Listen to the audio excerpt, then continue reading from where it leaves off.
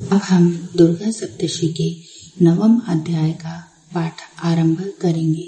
अब हम दुर्गा सप्तशी के 9वें अध्याय का पाठ आरंभ करते हैं।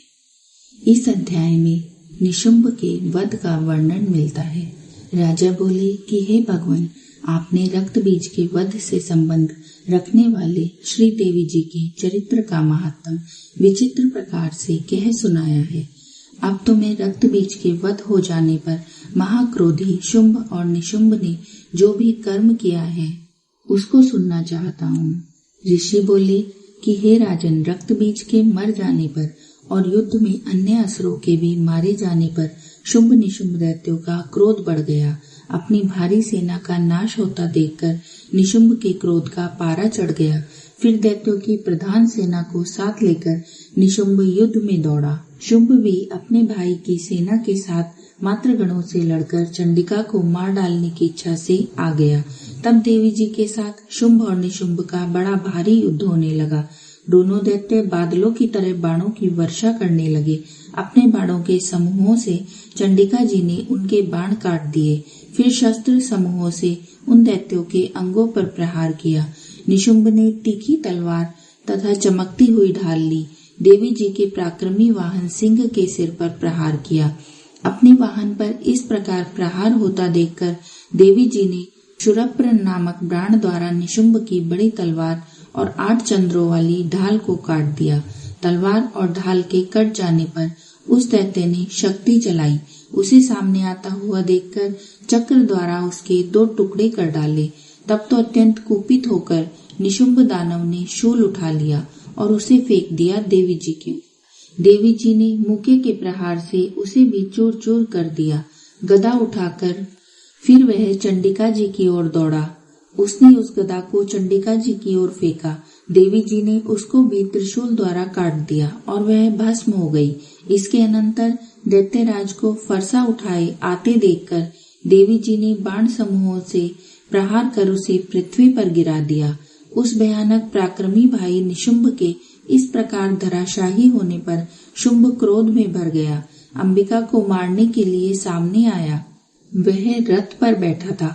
उसकी बड़ी बड़ी अनुपम 8 भुजाएं थी। उसमें भयंकर शस्त्र शोभायमान थे। उन भुजाओं से सारे आकाश को उसने ढाक रखा था। उसे इस प्रकार आता हुआ देखकर देवी जी ने शंख बजाया और धनुष का अत्यंत दुस्सह टंकोर किया। समस्त दैत्यों का तेज नष्ट करने वाले अपने घंटे का शब्द करके उससे दिशाओं को भर दिया। तब सिंह ने बड़े बड़े हाथियों के महामद को दूर करने वाली बड़ी भारी गर्जना की। तब शिवदूती ने अमंगल रूप अत्यंत अट्टहास किया। उन शब्दों से असुर डर गए। शुंभ के गुस्से का पारा चढ़ गया। फिर अंबिका ने कहा कि हे दुरात्मा, ठहर। तब आकाश में स्थित देवता जय जयकार करने लगे।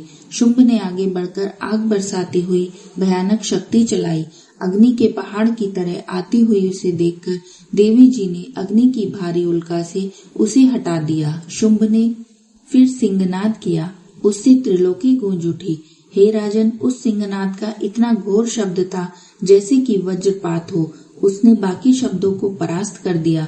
तब शुंभ द्वारा छोड़े हुए बाणों को देवी जी ने तथा देवी जी द्वारा चलाए गए बाणों को शुंभ ने अपने अपने उग्र बाणों द्वारा सैकड़ों टुकड़े कर दिए। तब चंडिका ने कुपित होकर शुंभ को शूल से मारा। उसके गले लगते ही वह मूर्छित होकर पृथ्वी पर गिर पड़ा। इतने में निशुंभ चैतन्य होकर वहां आया। हाथ में धनुष लेकर बाणों से काली माता को काली तथा सिंह पर प्रहार कर दिया। उस दानवराज ने अपनी 10,000 भुजाएं बना ली। फिर चक्रों से प्रहार करने लगा। चंडिका जी को आच्छादित कर दिया। तब घोर संकटों का नाश करने वाली भगवती दुर्गा ने अपने बाणों से चक्र तथा बाणों को काट गिराया। तब निशुंभ दैत्य सेना से आवृत होकर चंडिका के वध के लिए हाथ में गदा लेकर बड़े वेग से भागा। वेग से आते हुए उसकी गदा को तीखी तलवार के द्वारा चंडिका ने काट दिया। शूल हाथ में लिए उस देव पीड़क निशुंभ को आता देखकर चंडिका ने अपना शूल चलाकर उसकी छाती बीत दी। उसकी छाती के कटते ही उसी छाती से एक और महाबली पुरुष पैदा हो गया। वह खड़ी रह इस प्रकार कहने लगा। उस निकलते हुए पुरुष की बात सुनते ही देवी आवाज करके हंसी और तलवार से उसका सर काट दिया। वह पृथ्वी पर गिर पड़ा।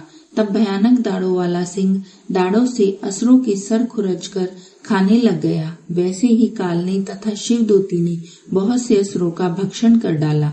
वैष्णवी शक्ति ने चक्र के द्वारा दानवों के टुकड़े टुकड़े कर डाले। इसी प्रकार कुछ एक तो असुर नष्ट हो गए और कुछ एक घोर संग्राम से भागकर कई एक सिंह के ग्रास बन गए। अतः अब ये 9वां अध्याय समाप्त होता है। आपको अगर मेरे पाठ में कोई त्रुटि लगी हो तो क्षमा कर दीजिएगा। बोलो जयकारा शेरा वाली का। बोल साचे दरबार की जय।